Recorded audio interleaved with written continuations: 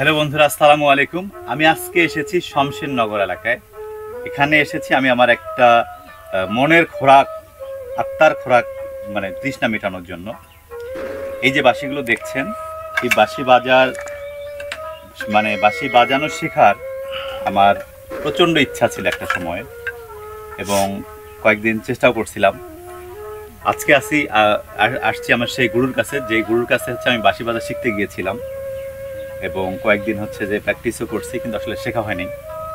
তো আমার পাটগ্রামে আসলেই আমার গুরুর কাছে আমার আসা হয়, গুরুর কাছে বসি মনের তৃষ্ণা মেটানোর জন্য। যেহেতু আমার ইচ্ছা ছিল বাঁশি বাজার শেখার, পারিনি, কিন্তু পাশে যদি আমার গুরুর পাশে বসি, একটু বাঁশির সুর শুনি, মনটা ভালো হয়ে যায়। জাস্ট এই ইচ্ছা থেকেই হচ্ছে যে গুরুর কাছে সবসময় আসি, পাশে বসি, গুরুর বাঁশির সুর শুনি, মানে নিজের মনটাকে হচ্ছে শুদ্ধ করি বাঁশির সুরে, প্রকৃতির সুরে। তো আজকে এসেছি গুরুর কাছে কিছু বাঁশির সুর শোনার জন্য। তো চিন্তা করলাম যে এর আগেও তো বাঁশির সুর শুনেছি অনেকবার, তো আসলে কখনো আপনাদের সঙ্গে শেয়ার করা হয়নি। আজকে সেটা আপনাদের সঙ্গে শেয়ার করতে চাই যে আমার গুরু হচ্ছে কেমন বাঁশি বাজান। পাশাপাশি সবুজ ভাই আছেন, সবুজ ভাই হচ্ছে যে খুব ভালো দোতারা বাজান।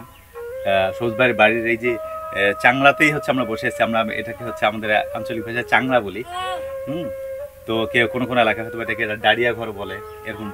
যাই হোক, এই চাংড়াতে বসে একদম পেছনে গ্রামীণ প্রকৃতিতে বসে হচ্ছে যে আমরা একটা গানের আসরে হচ্ছে যে নিজেকে নিজে সবাই হারিয়ে যাব, একটু শুনি আমার গুরুর কাছে। গুরু, তাহলে হচ্ছে আমরা যে কি শুনছিলাম, গ্রাম ছাড়া এই রাঙ্গামাটির পর। তাহলে একটু শুনি একটু।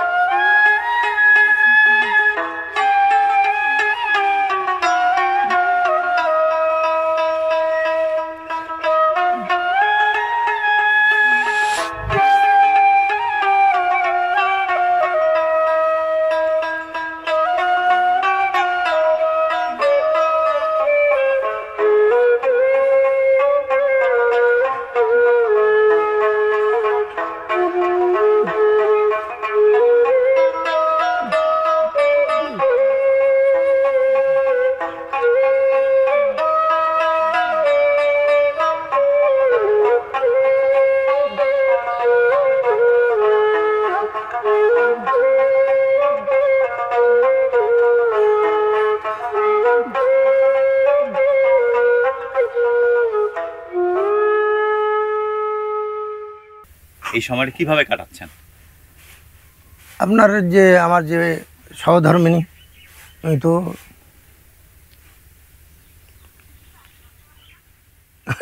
আমি দেখো পাইছেন না, হঠাৎ করে এমন আলোচনা করলেন, এটা কাটে দেই।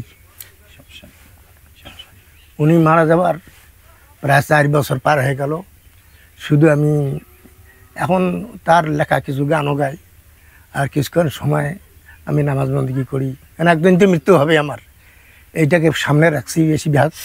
আর কিছুক্ষণ সময় কাটার জন্য আমার ভাগিনাটার কাছে একটু তালিম দেই, শিখাই, সুর সম্বন্ধে একটু শিখাই। এইভাবে আমি দিন কাটাচ্ছি, সময়টা পার করে দিচ্ছি। আমি বাঁশি না বাজালে আপনার রাতে ঘুম হয় না, এরকম হয়ে গেছে আমার।